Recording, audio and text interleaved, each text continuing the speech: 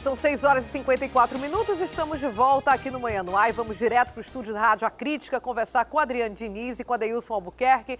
Eles também estão ao vivo pela 93.1 e agora conversam com a gente aqui no Manhã no Ar. Olá meninos, bom dia. Adriane, que bom tê-la de volta. Obrigada. Então, vamos falar do ex-prefeito de Coari, Adail Pinheiro. Ele conseguiu na justiça prisão domiciliar, né? Primeiro, ele estava ali no semiaberto, conseguia a liberação para datas festivas ou comemorações religiosas, como foi o caso agora do dia 2. E agora ele teve mais um ganho aí, a justiça deu para ele prisão domiciliar, é isso? Perfeitamente, ele teve progressão para o regime semiaberto, agora ele pode ficar em casa. Porém, vai ficar em casa, Daniela Sayag, que nos acompanha também, ele vai ficar sendo vigiado por tornozeleiras eletrônicas. Ele não vai poder fazer realmente tudo que ele pretende fazer ou que ele imaginaria que poderia fazer, porque ele vai estar, mesmo em casa, vai estar sendo monitorado pela Secretaria de Inteligência da Secretaria de Segurança Pública. Só para ressaltar que o Adail Pinheiro, ele ficou 15 dias dentro lá do Compage, ele foi condenado a 11 anos de prisão por pedofilia, ficou 15 dias lá e aí teve esse processo, né, de progressão para o semiaberto. Ele imaginava que poderia ficar um pouco mais tranquilo em casa, vai ficar assim, porém vai continuar sendo vigiado por tornozeleiras eletrônicas. O Tribunal de Contas do Estado julgou irregular, inclusive, a prestação de contas dele, né, referentes aí a 2008, quando ele era prefeito de Coari. Ele tem 30 dias para devolver 59 milhões de reais. Na verdade, esse escândalo é muito pequeno diante de tudo que, segundo a Justiça e segundo a promotoria, ele já causou de mal ali para o município. De qualquer jeito, também enquanto prefeito, ele deve satisfações e deve prestações de conta que foram reprovadas agora. É isso, Adriane? É isso mesmo, Daniela. Houve essa reprovação, ele vai ter que devolver esse dinheiro de mais de 50 milhões de reais, mas é uma decisão que ainda cabe recurso. Apesar de ter sido estipulado esses 30 dias, ele ainda pode recorrer dessa decisão, então isso se arrasta por mais tempo, né? Além dessa condenação, a Adail, quando foi para os regimes semiaberto, muita gente questionou, ficou revoltada, mas de acordo com o que é previsto em lei, ele já tinha cumprido a sua parte de pena no regime fechado. O que ele ganha de benefício ao sair para a tornozeleira eletrônica é que ele não precisa retornar à noite para a penitenciária, como muitas pessoas que estão nesse regime precisam, né? No caso do Adail, ele tendo esse monitoramento por tornozeleira, ele está dispensado. Mas, por outro lado, além de estar sendo vigiado, ele precisa agora devolver esse dinheiro por ter cometido algumas crime de improbidade administrativa, algumas irregularidades na sua gestão. O colegiado dele, inclusive, elencou aí as irregularidades nas contas dele no Tribunal de Contas do Estado em 2008. Não comprovação de despesas realizadas em sua gestão, fez muitas coisas lá, mas não comprovou aí, não justificou essas despesas com dinheiro público, além de existência de contas bancárias no Banco do Brasil com saldos e movimentações financeiras também não apresentadas às prestações de contas juntos ao Tribunal de Contas do Estado do Amazonas. Então ele foi condenado pelas contas, né, irregulares de 2008, como a Adriane disse, cabe recurso da decisão.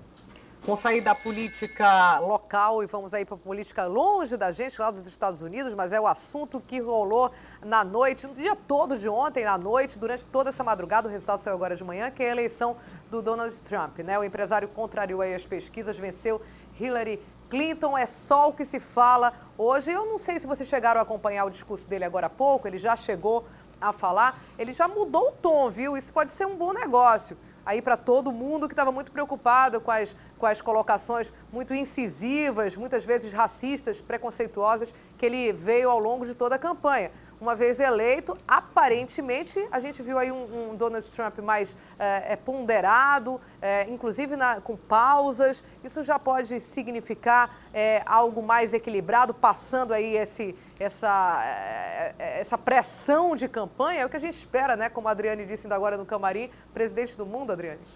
Presidente do mundo, porque os Estados Unidos é uma potência mundial, né, econômica, e às vezes quando a gente tem repercutido muito esse assunto, né, no Brasil, as pessoas pensam, por que eu estou falando dos Estados Unidos? A eleição de lá não muda nada na minha vida, não vou para os Estados Unidos, não pretendo fazer intercâmbio ou morar por lá, mas acaba afetando o mundo inteiro por se tratar de economia, né, de uma potência mundial. Esse último discurso a gente não acompanhou, que estava aqui no A Crítica Notícia, mas logo na madrugada, quando deu as primeiras parciais que já indicavam a vitória do republicano, ele já tinha feito um discurso de que governaria para os Estados Unidos por inteiro, não só para uma parte, que não seria... A campanha foi muito agressiva, né, entre ele e a Hillary, então existia toda essa preocupação, mas ele já foi mudando o discurso desde a madrugada, quando apontou aí um resultado satisfatório para ele. Ele que questionava, né, disse que se não ganhasse, ia questionar o resultado, inclusive nos Estados Unidos, mobilizou pessoas para trabalharem como fiscais voluntários durante a eleição para verificar se haveria fraude ou não. Esse resultado, ele interfere no mundo inteiro, Daniela, porque as políticas adotadas lá têm interferência principalmente econômicas. Ele promete ter mais rigor no mercado, principalmente asiático, ir para cima aí dos asiáticos. Também tem a questão de imigração. Durante a campanha e antes dela, houve muita repercussão de que o Trump seria racista, preconceituoso. Ele é acusado por várias mulheres de assédio. Então, principalmente para os latinos, havia uma preocupação muito grande, porque ele promete deixar ainda mais rigorosa essa questão da imigração. Donald Trump, para quem não conhece, é um norte-americano muito rico, ele é bilionário, ele diz que tem a fortuna dele é acumulada em 10 bilhões de dólares. Ele começou a trabalhar, a família dele já trabalhava com imóveis de classe média, mas ele fez um empréstimo de R$1 milhão há muitos anos e começou a sua fortuna trabalhando com torres de luxo, apartamentos para classe alta mesmo, cassinos, vários cassinos. Alguns cassinos dele chegaram a falir, aí ele comprou os direitos dos concursos de Miss para dar uma reerguida. Ficou muito famoso nos Estados Unidos quando começou a apresentar um programa de TV onde ele podia demitir os funcionários. Aqui no Brasil a gente tem um Aprendiz na Record, que era apresentado pelo Roberto Justus, era mais ou menos naquele formato. E agora ele não tem uma trajetória política, assim, ele não foi criado na política. Ele é um empresário que entrou na política já muito rico e agora é o presidente dos Estados Unidos, uma eleição que é muito diferente do formato de eleição que a gente conhece aqui no Brasil. É estranha, né? Não dá pra gente explicar tudo, porque eu acho que até para eles mesmo lá é bem complicado, mas é uma eleição que depende de votos em delegados, né? Então, na verdade, as pessoas votam, tem um número específico de delegados, como acontece, por exemplo, com os deputados, que tem um número que varia conforme a quantidade de eleitores. Lá nos Estados Unidos também tem os delegados, né? Que varia o número conforme o estado. Então, estados como Nova York, por exemplo, tem um número maior do que estados menores, e foi um estado pequeno, inclusive, que ajudou, que decidiu isso, não foi isso, Adriane? Foi isso mesmo. Na verdade, ele vem somando alguns votos dos delegados. A eleição dos Estados Unidos é uma eleição indireta. Você não vota direto no candidato, e ela dura bastante tempo, porque começa primeiro com a eleição partidária, né? E aí isso dura cerca de 2 anos. Então, essa disputa dele já vinha sendo travada há 2 anos, e não eram os únicos candidatos, né? Tem 1.800 candidatos nos Estados Unidos. A gente acaba falando da Hillary e do Trump, porque se centralizou, né, nos dois, que são os candidatos indicados pelos partidos, mas lá, por exemplo, tem as candidaturas independentes, onde cada um tem que conseguir 880 mil assinaturas para se candidatar, e outras candidaturas que as pessoas sequer fizeram campanha, mas estavam ali registrados. Fora outros dois candidatos pontuavam na pesquisa, mas bem longe deles. E aí, durante essa eleição que saiu na madrugada, o Trump acabou levando a vitória, porque, por exemplo, um estado acaba sendo mais importante que o outro. O que decidiu principalmente foi Flórida,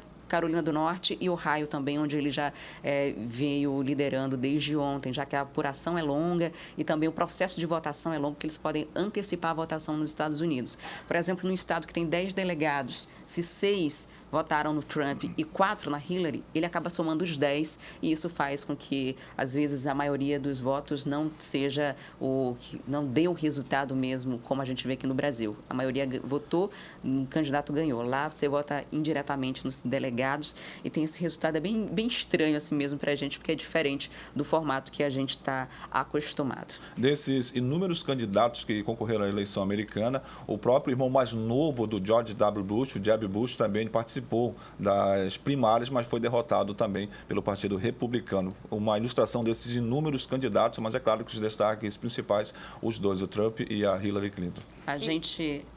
Eu ia dizer o seguinte, que inclusive, quebrando aí uma tradição familiar do Bush, né, Bush pai, presidente, George W. Bush também. O irmão agora não conseguiu efetivar a sua candidatura.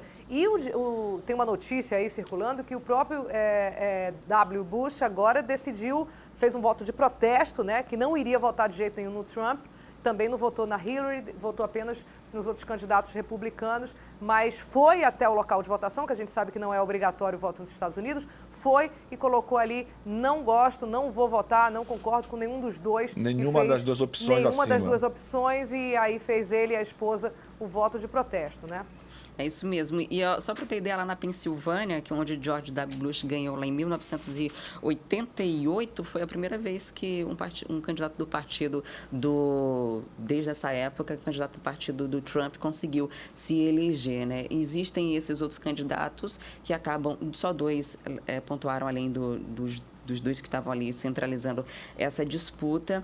E, Daniela, esse formato que a gente está comentando aqui, que é bem diferente, é diferente também no estilo da votação. Você não é obrigado a votar, a eleição acontece num dia comum, tem showmícios que a gente não tem mais aqui. Então, os candidatos lutam muito para convencer o eleitor a sair de casa e votar, né? Então, esse resultado, a gente conversava ainda há pouco com um cientista político, mostra que o eleitor norte-americano não é tão democrata assim, uma insatisfação da classe média que estava tentando, que teve uma perda de poder aquisitivo nos últimos anos, então mostra também essa insatisfação e também a resistência de se eleger uma mulher para comandar o principal país do mundo. Obrigada por enquanto, Adriane e Adeilson. A gente volta mais tarde a chamar vocês aqui no Manhã no Ar. Ótima quarta-feira para quem acompanha a gente nesse instante pela rádio. Até mais. Até mais. E atenção, você que tem empregado doméstico, o prazo para o pagamento do documento de arrecadação do I-Social foi prorrogado mais uma vez. O documento é relativo ao pagamento de tributos e demais encargos do empregador doméstico todos os meses. Quem traz mais detalhes sobre esse assunto para a gente é a Thea Morel, com quem eu vou falar ao vivo agora, não é isso, Thea? Bom dia. Qual o novo prazo para o pagamento da guia e qual aí o motivo dessa mudança, você sabe? Bom dia, Dani. Bom dia a todos. Olha, esse novo prazo foi prorrogado até o dia 21 de novembro, ou seja, os empregadores vão ter aí pelo menos 15 dias para regular a situação da contribuição, né, dos seus próprios empregados. Hoje em dia existe uma guia simplificada, né, que é o documento de arrecadação do E-Social, o DAI, e essa guia ela é paga e ela inclui aí todos os tributos e todos os encargos.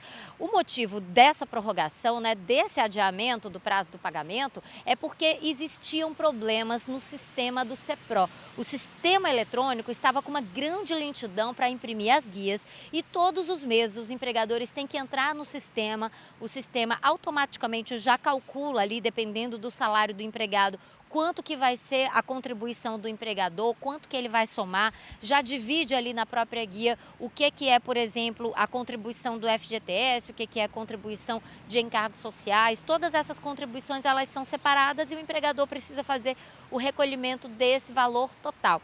Ele acaba sabendo ali também quanto que ele precisa descontar do salário do seu empregado, né? Porque existe aí um pequeno desconto, uma pequena parcela desse pagamento que é feita pelo próprio empregado e que deveria ser recolhida pelo empregado, mas para evitar que realmente fique esse rombo na Previdência, é o próprio empregador que, em vez de repassar isso para o empregado, ele pega e já recolhe tudo nessa guia simplificada. Como existia uma lentidão muito grande, o sistema estava com problemas, foi editada e publicada no Diário Oficial da União essa medida que faz a prorrogação do pagamento até o dia 21 de novembro.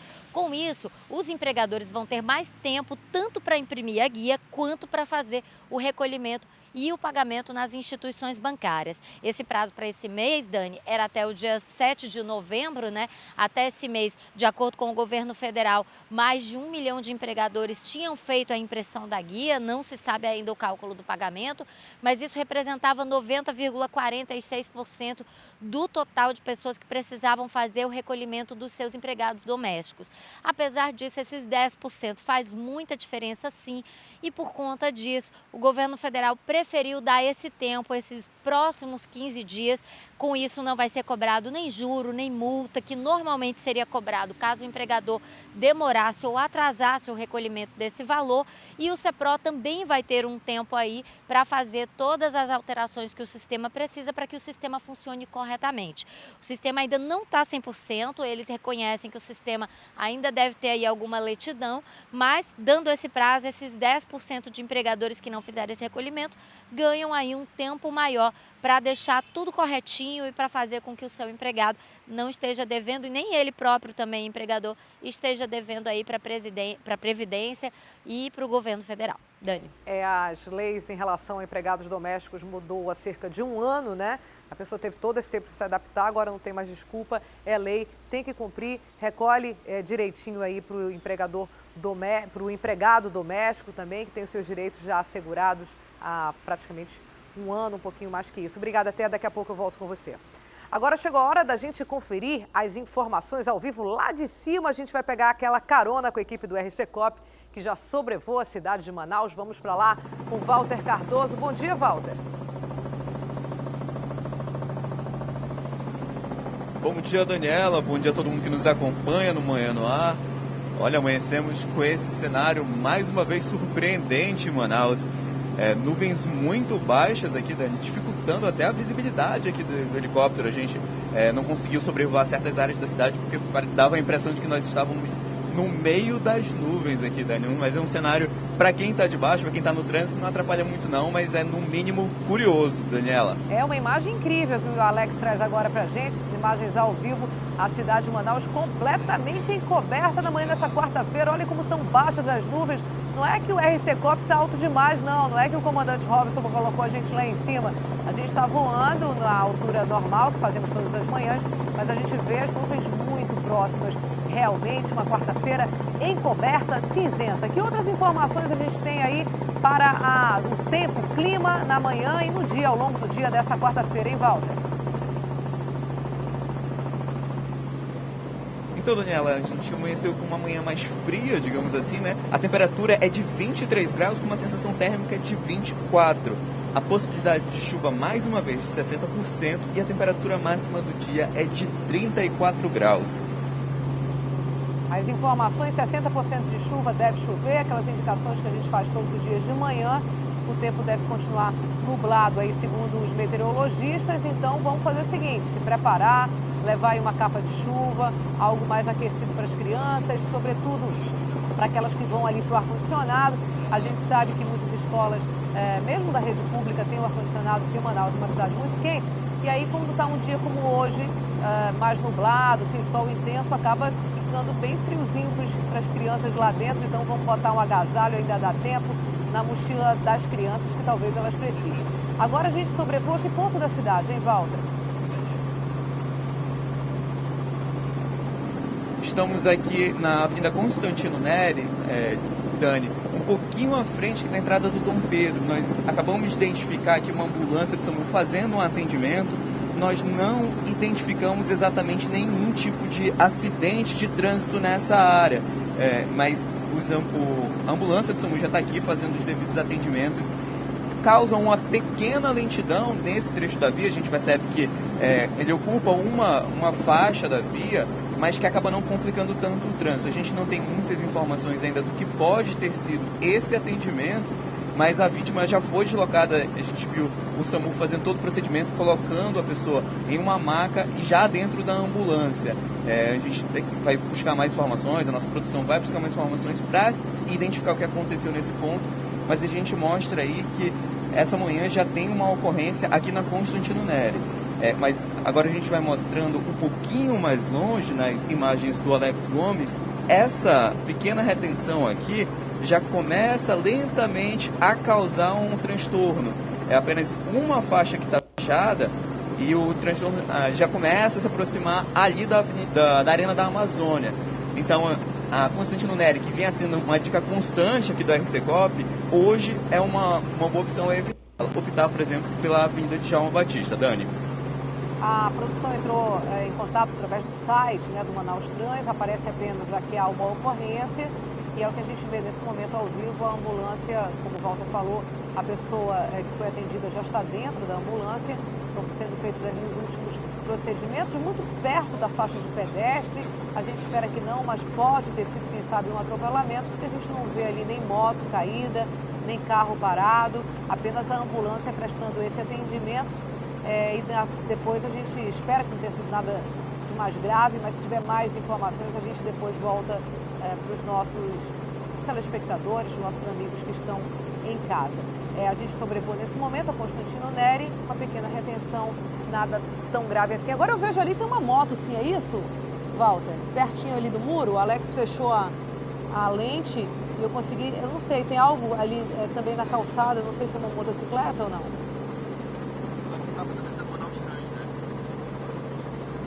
Exatamente, tem duas motos ali, só que a gente não consegue, por exemplo, identificar se é do próprio Manaus Trans a moto, Dani. Pode ser, uma delas a gente consegue notar que não é do Manaus Trans, então pode ser que seja aí o da pessoa que se acidentou, pode justificar esse atendimento do SAMU. Mas enquanto isso a gente não consegue identificar nenhuma marca, nenhum outro pedaço de carro, de moto no local que indique, por exemplo, um acidente mais grave. No momento a gente identifica a moto ali parada, que pode ser ou não da pessoa que se acidentou. Essa retenção da Constantino Neri é na altura ali do conjunto dos jornalistas, mais ou menos depois do cruzamento ali com a Dacir Vargas. Obrigada, Walter. Daqui a pouco a gente volta com você. E se você fez o Exame Nacional do Ensino Médio, e é bom ficar atento, porque o gabarito das provas objetivas deve ser divulgado hoje, pelo menos o planejamento deles era esse, né? Sobre esse assunto eu falo agora novamente com a Thea Morel. Thea, onde é que os participantes, né, quem prestou aí o exame, pode conferir o resultado? Muita gente apreensiva, Thea. Muita gente apreensiva mesmo, viu, Dani? Existem duas maneiras que o candidato tem para poder realmente fazer a conferência desse gabarito do Enem. Uma delas é entrar no site, no portal.inep.org.br ou através do app, do aplicativo do Enem. Com esse aplicativo, você pode ter acesso ao gabarito de todas as questões, o que ajuda bastante na hora do candidato saber se realmente ele se deu bem no teste ou não. Agora, Dani, tem um detalhe muito importante em relação ao Enem, que vai fazer com que alguns candidatos não se preocupem tanto, independente do resultado que eles tenham tido nesse gabarito. Por quê? Hoje em dia, a correção do Enem, ela é um pouquinho diferente do que era antigamente. Ela não é uma correção objetiva. Não se leva em conta apenas o número de questões que são certas, né, que foram acertadas pelo candidato, e o número de questões que ele errou. Normalmente, as questões que têm um baixo nível de acerto, ou seja, que poucas pessoas acertaram e, portanto, são consideradas pelo sistema mais difíceis, elas têm um peso muito maior na hora da pontuação e na hora da correção da prova. Ou seja, apesar do candidato nesse momento ter acesso ao gabarito, ele não vai conseguir ter acesso à pontuação e ao desempenho dele. Ele pode ter acertado aí uma questão muito difícil, que vai ter um peso maior na hora da correção da prova, ou ele pode ter acertado apenas questões muito fáceis e, com isso, obter uma pontuação muito pequena. Além do mais, a gente sabe que a redação também conta muito na hora do gabarito do Enem, né? Esse ano a gente teve um tema que tratava justamente da intolerância religiosa, e esse é um tema, apesar de muita gente conhecer, de muita gente ter intimidade, foi considerado um tema fácil aí pelos especialistas, mas existe um detalhe muito importante: ele é um tema que, dependendo da própria pessoa, né, ele pode fazer com que a pessoa descambe ali para algum tipo de preconceito, para algum tipo de realmente ofensa, e se isso estiver ali na redação do Enem, se você estiver defendendo muito ferrenhamente uma ideia, né, e não tratando do assunto como um todo, isso pode fazer até com que você zere na prova. Então, hoje tem o gabarito, os candidatos vão poder, através do portal do INEP ou através do app, ter acesso à resposta das questões, mas tenham consciência também que, mesmo corrigindo as questões, a correção mesmo total e o resultado final só vai sair no dia 19 de janeiro. A gente tem aqui no Amazonas 194 mil candidatos que foram inscritos, né, que estiveram inscritos no Enem, mas 75.500 faltaram à prova. Nós tivemos o maior nível de abstenção, o que poderia até, se a prova fosse localizada, fosse como era antigamente na época do vestibular, ajudar beneficiar alguns candidatos aqui da nossa terra, porque daí eles poderiam ter menos concorrentes. Mas hoje em dia, como realmente a prova ela é nacional, você concorre com todo mundo, essa abstenção, na verdade, ela só significa que muita gente deixou de ir para o Enem. Essas pessoas não vão corrigir o gabarito hoje, mas tem muita gente que com certeza vai ficar de olho no portal do INEP, no app, para saber se deu bem na prova e se pode esperar aí, talvez, conseguir a tão sonhada vaga na universidade. Dani. 37% de abstenção, a maior abstenção do país, pessoas que se inscreveram e não foram ali se submeter aos exames, todo mundo na expectativa, porque até os professores fazem isso, né? Nos viradões e tudo, se reúne para corrigir junto, a pessoa já tem realmente uma ideia da sua pontuação e baseado nos anos anteriores consegue saber se vai conseguir chegar, ingressar no curso que quer ou vai ter que acabar escolhendo um outro ali correlato. De qualquer jeito, é um dia bastante importante para essas mais de... Não chega a 197, porque muitos deles acabaram, vamos fazer uma conta rápida, aí mais de 120 mil pessoas no estado do Amazonas que aguardam esse gabarito. Obrigada, Thea. Daqui a pouco eu volto com você. Agora são 7h19, a gente vai te mostrar o que já foi notícia até agora aqui no Manhã no Ar. Corregedoria da Secretaria de Segurança Pública do Estado pede afastamento de 10 policiais militares da 4ª SICOM. Eles são suspeitos de envolvimento no desaparecimento de 3 jovens do bairro Grande Vitória. O caso teve grande repercussão quando familiares e amigos dos jovens fizeram um protesto em frente à delegacia do bairro. Moradores do Viver Melhor protestam na principal rua que dá acesso ao conjunto habitacional. Problemas na estrutura dos apartamentos são a principal reclamação. Quem mora por lá diz que há rachaduras e até riscos de desabamento. Em Manacapuru, estudantes estão impedidos de frequentar as universidades aqui em Manaus por falta de transporte. A prefeitura vem atrasando o pagamento da empresa que oferece o serviço. 7h21, vamos voltar lá para cima com RC Cop, Walter Cardoso e equipe. Vamos saber onde é que eles sobrevoam agora nesse instante. É Boulevard que a gente está, Walter? Isso mesmo, Daniela. Estamos aqui fazendo o percurso de quem sai da Compensa, da Avenida Brasil, indo em direção aqui ao centro da cidade pelo Boulevard. Por enquanto, aqui um trânsito muito tranquilo. Nós olhamos desde o início ali da Avenida Brasil, nenhum tipo de retenção, nenhum tipo de problema. E seguindo aqui no Boulevard, para quem vai para acessar o centro, ou já em direção à Cachoeirinha, para outras zonas da cidade, um trânsito muito mais tranquilo. Um detalhe interessante, Dani, que a gente veio seguindo ali desde aquele ponto do acidente, e para tranquilizar os motoristas que precisam usar Constantino Neri, depois daquele ponto do acidente, o trânsito melhora muito, principalmente para quem vai acessar aqui o centro. A gente está notando que nas vias próximas, a gente já notou um pequeno reflexo, Dani, principalmente ali na Djalma Batista.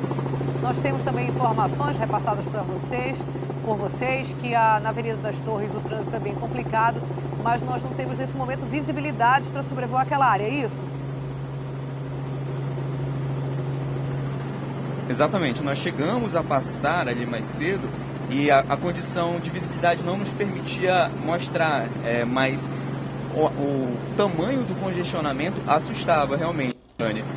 Não era somente ali naquelas proximidades já do desmembramento, ali do acesso ao V8, era desde, digamos assim, do meio da via já havia uma grande retenção de veículos. Então, reforçando o que a gente já falou aqui, as vias a serem evitadas, pelo menos nesse início de manhã, agora pela manhã, são a Avenida Constantino Neri e a Avenida das Torres. As duas apresentam muitos problemas de retenção de veículos nessa manhã, Daniela. A gente não sobrevoa nesse momento por conta da visibilidade Avenida das Torres, mas está aí a dica do RC Cop, né? Se você puder evitar sair um pouquinho depois de casa, você não só não fica preso no trânsito, como colabora aí para não intensificar ainda mais o volume de carros, tanto para quem dobra no V8, quanto para quem vai reto pela Cosme Ferreira. A Avenida das Torres está com trânsito bastante congestionado na manhã dessa quarta-feira, uma manhã cinzenta aí, a gente espera chuva ao longo do dia, 60% de chance de chover, deve chover. Nesse momento a gente pega o finzinho da Constantino Neri e também da Djalma Batista, agora sobrevoando ao longo do Boulevard, passando pelo cemitério São João Batista. Obrigada, Walter Cardoso, a você e toda a equipe do RC Cop. A gente volta a se falar amanhã. Até lá. Até mais e em nome de toda a equipe do RC Coop, um bom dia para todos. E atenção, motorista, a Petrobras anunciou redução no preço do diesel e da gasolina nas refinarias. Esse é o segundo mês consecutivo em que os preços dos combustíveis caem por conta aí da nova política anunciada pelo órgão em outubro desse ano. Mês passado, né? Mas quem vai dar mais detalhes para a gente sobre esse assunto é o Márcio Azevedo, com quem eu volto a falar ao vivo. Márcio, como é que está a situação desse reajuste aqui em Manaus? Ele efetivamente vai parar nas bombas? Porque, inclusive, eu estava conversando com o Ralf Seg aqui no fim da entrevista e ele estava me explicando o cálculo, que, na verdade, existe um anúncio de redução, mas existe acréscimo em outros produtos que precisam ali para produzir a gasolina para o combustível e, no final das contas, não reflete tanto assim no bolso do consumidor. Pelo que você tem visto e conversado, essa é uma redução real mesmo ou para inglês ver, hein, Márcio Azevedo? Olha, Dânia, vamos por partes com essa situação. Lá atrás, em outubro, quando a Petrobras anunciou essa nova política e reduziu o valor, eu não lembro agora o percentual, mas houve uma redução, nós vimos aqui na nossa cidade o preço cair de alguns cantos de R$ 3,90 e alguma coisa, chegando até R$ 3,34 até ontem. Ontem muitos postos estavam com R$ 3,34. E aí, como a política de preço ela é livre, ela é de livre precificação, ou seja, o dono do posto bota o valor que ele quiser, independente do aumento ou da redução colocado pela Petrobras nas refinarias, o que nós vimos na prática é isso aqui, ó. A gasolina subiu rapidamente para 3,85, 3,89, diesel também subiu, houve uma elevação de preço, contrariando, indo de choque com essa redução anunciada pela Petrobras. E aí, a empresa, que ela é a maior produtora de petróleo aqui do Brasil, ela explica justamente isso, que esse repasse para a bomba depende de uma série de conjunturas e a decisão final é sim do empresário. Mas órgãos de defesa do consumidor que vão atrás e nunca se chega à conclusão de se realmente existe o cartel ou não na cidade de Manaus. Mas o que a gente vê direto, Dani, é esses preços, todos os postos aumentam o valor juntos, ficam o mesmo preço, baixa quando um baixa, todo mundo baixa, não tem, eu vou nesse posto aqui, vou no outro, não tem uma diferenciação de preço. Esse reajuste, essa redução do valor passado pela Petrobras, poderia reduzir esse valor, por exemplo, do diesel, ele poderia cair cerca de 20 centavos na bomba. E a gasolina poderia cair em torno de 5 centavos na bomba. Se aquele preço antigo tivesse praticado, a gente ia ter aí combustível chegando quase a R$ 3,00 a gasolina e o diesel também um pouco mais baixo do que esse valor. Porém, o que a gente viu foram os empresários aumentando o valor depois do anúncio feito pela Petrobras ontem. E aí a gente fica pensando, né? Se eles forem aplicar esse novo reajuste, o preço vai ficar ainda nessa média de R$ 3,60, R$ 3,70, ou seja, o que se pagou lá atrás, R$ 3,34, em alguns locais até R$ 3,29, foi só mesmo passageiro e como você bem colocou aí, é uma redução para inglês ver. O que falta é se decidir realmente essa forma, porque lá atrás a Petrobras mudou esse marco regulatório e disse que o preço ia sofrer variação, mas o preço final seria determinado na bomba. E é isso que acontece. Apesar de a gente ter uma redução aí anunciada na refinaria, a realidade nos postos de combustível foi um aumento. E aí quem paga esse pato e esse preço somos nós que dependemos do transporte para ir e vir. Dani, é por isso que a gente tem visto um aumento muito grande das motocicletas nas nossas vias, porque tem muita gente que tem carro, está comprando motocicleta para deixar o carro em casa para usar só nos fins de semana com a família e está indo para o trabalho de motocicleta porque o custo de combustível desse veículo é muito menor. Para você ter uma ideia, uma motocicleta de 125 cilindradas consome por litro, em média, ela faz por litro, em média, 40 quilômetros. Você imagina, com 1 litro de gasolina na motocicleta, você faz 40 quilômetros e dependendo do carro, você faz aí 8, no máximo 9 quilômetros por litro de gasolina. Então, a gente está vendo isso. Agora, que pena que não há como brigar aí para que essa redução seja repassada.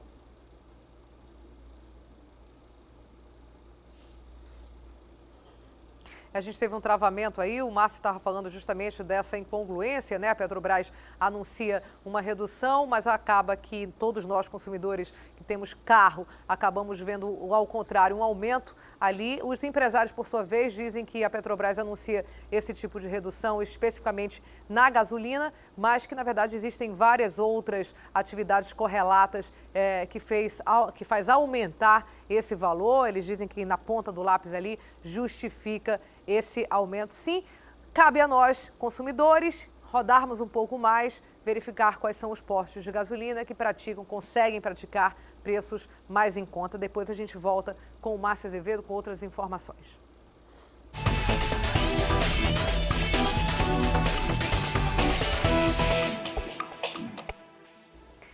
Em anos de crise, o orçamento ficou um pouco mais apertado e houve quem não conseguiu, por exemplo, quitar as mensalidades escolares dos filhos, né? Mas o que fazer para regularizar essa pendência? Será que dá para negociar, continuar com o filho na mesma escola? É o que a gente vai ver agora no quadro Na Ponta do Lápis. Em 2016, as escolas particulares perderam cerca de 20% dos alunos que foram para as escolas públicas. Entre os que ainda ficaram na rede privada, a inadimplência em Manaus é uma das maiores entre as capitais do país. Segundo o Sindicato das Escolas Particulares, aqui em Manaus, este ano, a inadimplência chega a 30% na educação básica. Já no ensino superior, em média, 35% dos alunos estão inadimplentes. A recomendação do Sinep para os devedores é que procurem imediatamente as instituições de ensino. Negocie com a instituição, que a instituição pode ter certeza que ela estará muito interessada em renegociar aquilo que você está pendente. E o pai renegocie com a instituição, que ela também estará interessada em fazer essa renegociação, e isso a gente tem tratado muito dentro do sindicato. Mesmo devendo, o aluno não pode ser impedido de fazer avaliações ou de ir à escola durante todo o período letivo. Matrícula é a primeira mensalidade da anuidade, ou a primeira mensalidade da semestralidade, no caso do ensino superior, que é semestral. E a partir daí, se ele não pagar mais a partir do segundo mês, a instituição ela só pode negativar essa pessoa, esse cliente, a partir do terceiro mês. Ok. Depois disso, ela não pode tirar esse aluno da instituição. Além de descontos durante as negociações e de abater o débito dos clientes com prestação de serviços, essa escola criou um concurso e oferece bolsa para os alunos. Esse concurso ele oferece bolsas de 100%, 50% e 25% para os alunos que se destacarem. Então, como é um concurso, eles fazem uma avaliação, né? E os melhores das avaliações são os que são contemplados com as bolsas. Para não ficar devendo a escola da filha, Berg desenvolveu uma estratégia financeira. Eu faço todo um planejamento anual, né? Então todo mês eu vou separando já um valor da parcela do ano seguinte, né? E faço essa programação no decorrer do ano e junto também com o 13º e já incluo também o material escolar e as mensalidades já pagas do ano seguinte. Vale muito a pena. E a Semana Nacional de Ciência e Tecnologia começou ontem aqui em Manaus. O evento deve contar com exposições, feiras gastronômicas, mostras de projetos e pesquisa, além de várias outras atividades. Para dar mais detalhes sobre esse evento, eu converso agora novamente com a Thea Morel. Né, Thea? Quem tiver interessado em conhecer a feira, onde deve ir? O que está sendo programado aí para essa semana? Olha, Dani, hoje, para quem quiser realmente visitar a edição número 13 da Semana de Ciência e Tecnologia, o ponto de encontro é o Centro de Convivência da Aparecida. As atividades vão estar concentradas entre 8 até as 5 horas da tarde e tem muita coisa interessante, Dani. Essa feira ela vai trazer um pouco da gastronomia local e ela tem aí a presença de praticamente todas as secretarias do governo do estado que estão trazendo alguma coisa diferente. Secretarias e também instituições ligadas ao governo do estado. A gente tem, por exemplo, ali o CETAM, né, que vai trazer serviço de massagem para o público que for. O IPAAM, por exemplo, vai estar trazendo uma campanha de combate às queimadas, de combate ao fogo urbano. A gente tem todas as secretarias ligadas e, de alguma maneira, fornecendo algum tipo de serviço, além, é claro, do próprio artesanato local que vai estar sendo exibido nessa feira e também das apresentações culturais que devem acontecer durante todo o dia. Além das atividades de hoje no Centro de Convivência da Aparecida, na quinta e na sexta-feira, as atividades vão se concentrar no Centro de Convivência Madalena Arcidal, que é pertinho também, só que é ali perto do Lírio do Vale, né? E um outro ponto ali da zona oeste da cidade, da zona centro-oeste da cidade, é perto, mas é um outro ponto para atingir também um outro tipo de público. Ontem também teve uma atividade, né, muito interessante que aconteceu numa escola estadual, que foi uma palestra sobre alimentos saudáveis. Quando você fala, na verdade, Dani, em ciência e tecnologia, a gente tem que falar em tudo aquilo que é criado, que é desenvolvido ou que é pesquisado para trazer bem-estar para a gente e que significa algum tipo de inovação, né? Você levar para as crianças, para os adolescentes, por exemplo, algum tipo de noção sobre alimentação saudável é um bom exemplo, né? E sem contar que normalmente são os adolescentes, aquela parcela ali da população que come pior, que come mais bobagem. Enfim, o foco, ele é muito vasto, ele é focado na questão da ciência e da tecnologia, sim. Existem produtos novos que estão expostos, mas existe também algumas dicas importantes que é dada para a sociedade. Um outro exemplo, para a gente terminar aqui também, é que tem alunos que vão estar fazendo ali o recolhimento de pilhas e de baterias. Normalmente a gente não sabe onde a gente deve descartar esse tipo de produto. É um produto que, se jogado no lixo comum, é extremamente tóxico para o meio ambiente. Eles estão fazendo o recolhimento desses produtos para dar a esse produto um destino correto. Muita gente deve ir, muita gente deve participar. Tem pelo menos aí ainda mais 3 dias de feira em locais diferentes. Repetindo, hoje no Centro de Convivência da Aparecida e a partir de amanhã no Centro de Convivência Madalena Arcidal. Dani. E para os alunos, atividades extra-classe como essa são fundamentais, assim que se forma um cidadão completo, não apenas com as disciplinas que são importantes, matemática, geografia, português, mas também com esse espírito de cidadania e contribuição. Obrigada, até a gente volta a se falar depois. São 7h35, a gente faz agora um pequeno intervalo e volta daqui a pouco, mostrando para você notícias do esporte, a aventura de um dentista que largou tudo, viu? Para conhecer assim bem de pertinho, ter experiência em todos os estados do Brasil. Quem é essa pessoa? A gente mostra para você em instantes.